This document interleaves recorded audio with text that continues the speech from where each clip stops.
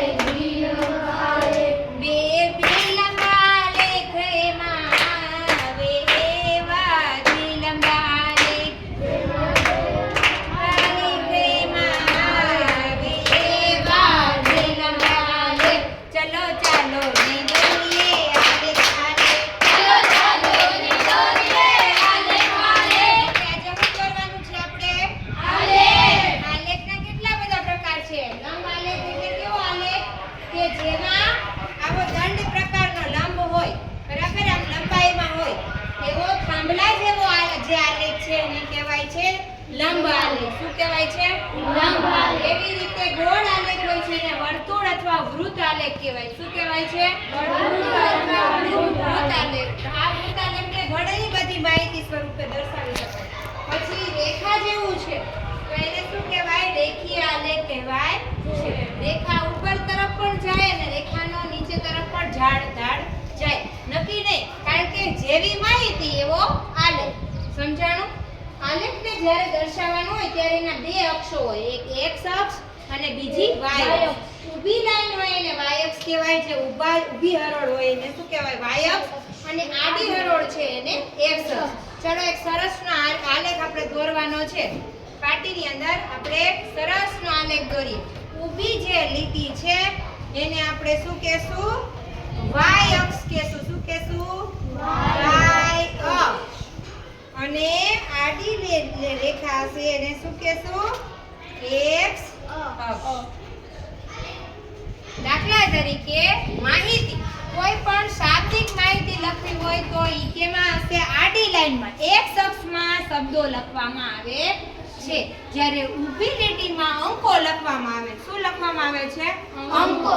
અંકોની માહિતી ઊભી લીટીમાં અને શબ્દોની માહિતી આડી લીટીમાં લખવામાં. હવે દાખલા તરીકે આપણી શાળાની અંદર, આપણા ક્લાસની અંદર કેટલા છે છોકરાઓ? 7 જણા છે. સાતેયના નામ પાછળ તો પાટીની પાછળ સાતેયના નામ લખી નાખો. પહેલા લખો જીયા, પછી લખો હિરલ, પછી લખો સુજાન, પછી લખો નજીરા, પછી લખો સંજય, વિવેક ને હાર્દિક. હવે હું તમને એના વજન કહું છું. શું કહું છું? વજન. બરાબર? જીયાનું વજન લખો 23 કિલો. કેજી કિલોગ્રામમાં લખજો. હિરલબેન ને લખો 22 કિલોગ્રામ. સુજાનબેન નું લખો 28 કિલોગ્રામ. પછી નજીરાનો લખો 32 કિલોગ્રામ. વિવેક સંજયનો લખો 42 કિલોગ્રામ. પછી વિવેકનો લખો 35 કિલોગ્રામ. અને હાર્દિકનો લખો 30 કિલોગ્રામ. હવે જે નામ છે ઈ તમારે નામ છે ઈ કેવી માહિતી છે? શાબ્દિક માહિતી છે. ઈ કઈ અક્ષરમાં લખશું? આની આરે અંકો છે. આ અંક છે. અંકની આરે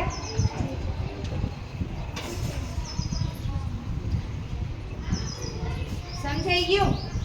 તો હવે ઈ આડી પાછળ આલેખ ફેરવો. આલેખ ફેરવો. હા, શબ્દો ક્યાં લખશું? આડી લીટીમાં લખશું. તો આડી લીટીમાં લખો જીયા, હિરલ, સુજાન, નજીરા, સંજય, વિવેક, હાર્દિક. આમ આડું લખજો. કઈ લીટીમાં લખશો? હા, વેરી ગુડ. હા, આમ એવું જો આમ ઊભું નહીં લખાય, આમ આડું લખજો. જીયા આવી રીતે, હિરલ એવી. હો